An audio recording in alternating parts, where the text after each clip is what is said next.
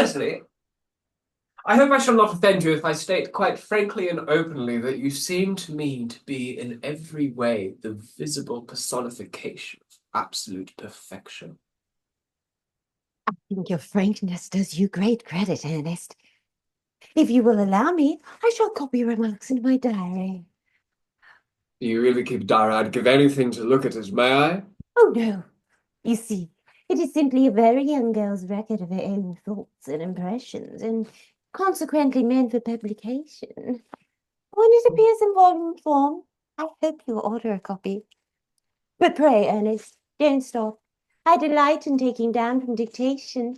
I have reached absolute perfection. You can go on. I am quite ready for more. Um, Oh, don't cough, Ernest. When one is dictating, one should speak fluently and not cough. Besides, I don't know how to spell cough. Cecily, ever since I first looked upon your wonderful and incomparable beauty, I've dared to love you wildly, passionately, devotedly, hopelessly. I do not think that you should say that you have loved me wildly, passionately, devotedly, hopelessly. Hopelessly doesn't seem to make much sense, does it? Cecily, tell it to come around next week at the same hour. Uncle Jack will be very much annoyed if he knew that you were staying on till next week, the same hour. I don't care about Jack. I don't care for anybody in this whole world but you. I love you, Cecily. You will marry me, won't you? You silly boy. Of course. Oh, Oh, I've been engaged for the last 3 months. the last 3 months. It will be exactly 3 months on Thursday. How on earth did we get engaged? Well, ever since dear Uncle Jack first confessed to us that he had a younger brother who was very wicked and bad, you, of course, have formed the chief topic of conversation between myself and Miss Prism. And, of course, a man who is much talked about is always very attractive. One feels there must be something in him after all. I dare say it was foolish of me, but I fell in love with you, Ernest. My darling. But when was the engagement actually settled? On the 14th of February last, Oh, worn out by your entire ignorance of my existence, I determined to end the matter one way or another. And after a long struggle with myself, I accepted you under this dear old tree. The very next day, I bought this little ring in your name. And this is the little bangle with the true lover's knot I promised you always to wear. did I really get you this? It's very pretty, isn't it? Mm. Yes, you've wonderfully good taste, Ernest. It is the excuse I've always made for you leading such a bad life. And this is the little box in which I keep all your dear letters. My letters, but my dear old sweetheart, I haven't written you any letters. You need hardly remind me of that, Ernest. Uh, I remember only too well I was forced to write your letters for you.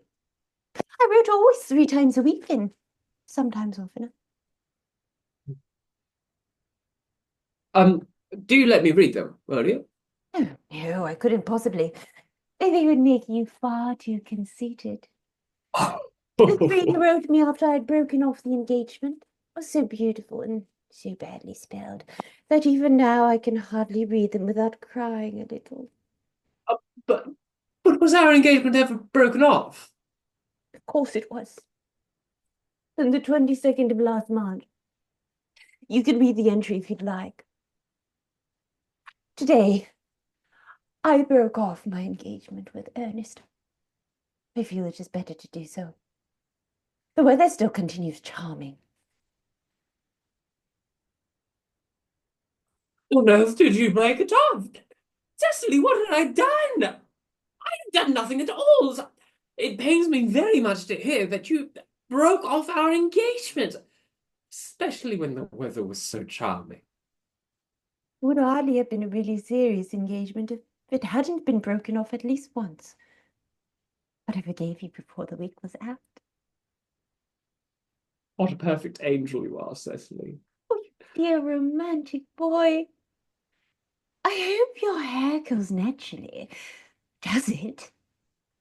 Oh, yes, of course. A little help from others. Oh, I'm so glad. Cecily, you're Mm. not going to break off our engagement again, are you? I don't think I could break it off now that I've actually met you. Besides, there is the question of your name. Yes, of course. You must not laugh at me, darling, but it had always been a girlish dream of mine to love someone whose name was Ernest. There is something in that name that seems to inspire absolute confidence.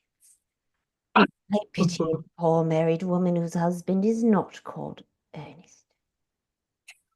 No, but my dear own sweet child, like you don't really mean to say that you could not love me if I had some other name. What name? Well, and they be lying. I'm Algernon, for instance. But I do not like the name of Algernon. My dear, sweet, loving little darling Cecily, I really don't see why she rejected the name of Algernon. It's quite an aristocratic name, you know. Half the chaps who get into the bankruptcy court are called Algernon. But seriously, Cecily, if my name was Algid, do you really mean to say you couldn't love me? I might respect you, Ernest. I might admire your character, but I fear that I could not give you my undivided attention.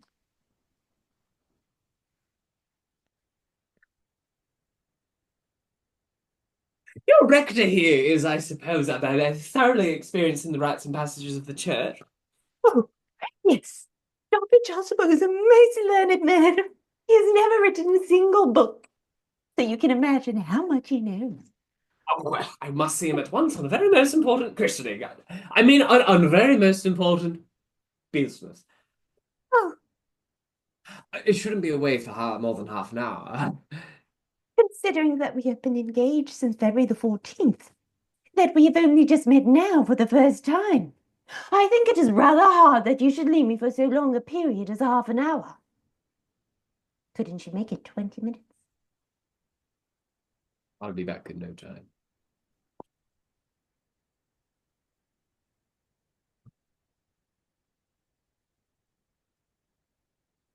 What an impetuous boy he is. I like his hair so much. I must enter his proposal in my diary.